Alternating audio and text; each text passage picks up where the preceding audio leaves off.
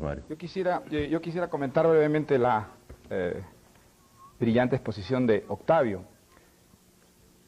Él dice que en la descripción que yo hice de la transición hacia formas abiertas de sociedad de América Latina, él no encontraba el caso de México. Y al describir el caso de México, en cierta forma, tengo la impresión que ha exonerado a México de lo que ha sido la tradición dictatorial latinoamericana. Espero no parecer demasiado inelegante, por decir lo que voy a decir. Yo no creo que se puede exonerar a México de esa tradición de dictaduras latinoamericanas. Creo que el caso de México, cuya democratización actual soy el primero en celebrar y en aplaudir, como todos los que creemos en la democracia, encaja dentro de esa tradición con un matiz que es más bien el de un agravante. Yo recuerdo haber pensado muchas veces sobre el caso mexicano con esta fórmula: México es la dictadura perfecta. La dictadura perfecta no es el comunismo, no es la Unión Soviética, no es Fidel Castro, es México.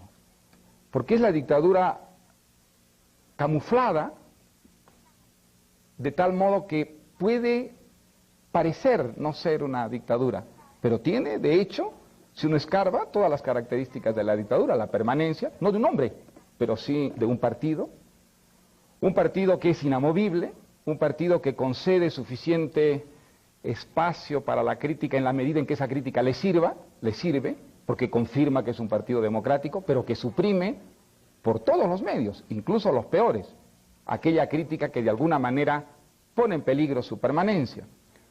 Una dictadura que además ha creado una retórica que lo justifica, una retórica de izquierda, para la cual a lo largo de su historia reclutó muy eficientemente a los intelectuales, a la inteligencia.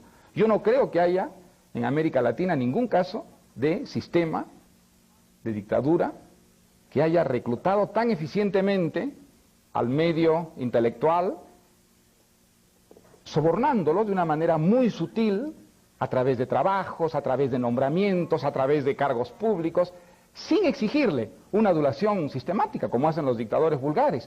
Por el contrario, pidiéndole más bien una actitud crítica, porque esa era la mejor manera de garantizar la permanencia de ese partido en el poder. Un partido de hecho único, porque era el partido que financiaba a los partidos opositores.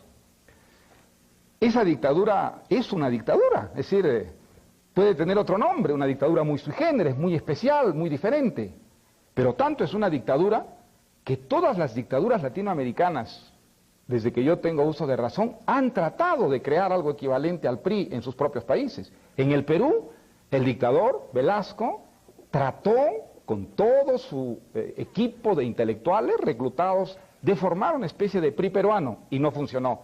Y Alan García trató de crear un PRI peruano. El intento de nacionalización de todo el sistema financiero fue hecho con la idea de crear un sistema semejante que garantizara ese tipo de permanencia que ante el resto del mundo pudiera ser camuflada, como ha sido el caso de la dictadura mexicana. Y me atrevo a decir también que no solamente en lo que se refiere a la permanencia del poder, a la falta de una genuina democracia interna, se puede hablar de una dictadura, en el caso tradicional de México, sino en que, al igual que las otras dictaduras latinoamericanas, fue incapaz de traer la justicia social. No creo que se pueda decir que en México haya una mejor distribución de la riqueza que en el país promedio latinoamericano. Creo que las desigualdades son tan grandes y originadas por las mismas razones de injusticia social, de corrupción, que en otros países latinoamericanos. Entonces, la dictadura tuvo también, en el caso de México, las mismas consecuencias que tienen las otras dictaduras latinoamericanas. Es verdad que ha habido una crítica interna muy talentosa, muy generosa, muy valerosa de muchos intelectuales mexicanos, naturalmente, entre ellos Octavio Paz, sin ninguna duda. Pero creo que es muy importante también denunciar el caso mexicano, y espero que no se me considere pues como un mal invitado, por decirlo de esa manera, pero como esto se está democratizando y este país ahora se abre a la libertad, quiero ponerlo a prueba, y quiero poder decirlo aquí abiertamente, porque eso lo he pensado yo desde la primera vez que vine a México, un país que, por otra parte, pues yo admiro y quiero tanto. Creo que no, creo que es muy importante que también en el caso de México se diga que aquí se vivió y se ha vivido durante décadas con unos matices muy particulares, muy especiales, el fenómeno de la dictadura latinoamericana. La Revolución Mexicana tiene cosas admirables, sin ninguna duda. La más importante tal vez aquella que mencionó Octavio, la reivindicación de un pasado, la reivindicación de la tradición prehispánica que ha sido asumida con orgullo por el pueblo mexicano, como no ha sido asumida en otros países, por ejemplo en el mío. Eso es una indudablemente contribución muy positiva. Pero también hay que entender que eso ha sido otro de los instrumentos que ha utilizado el sistema dictatorial del PRI para eternizarse. Ha sido otro argumento de esa gran demagogia retórica a lo largo de su historia del PRI, que se ha prestado a muchas falsificaciones de tipo cultural, como por ejemplo la justificación de falsos artistas, de falsos géneros artísticos, en nombre de ese nacionalismo que creo que es uno de los factores más peligrosos dentro de este proceso de democratización mexicana. Un factor que debe ser puesto en tela de juicio y cuestionado si nosotros, como estoy seguro que lo quieren los demócratas mexicanos, quieren que esta democratización y liberación en México vaya hasta sus últimas consecuencias.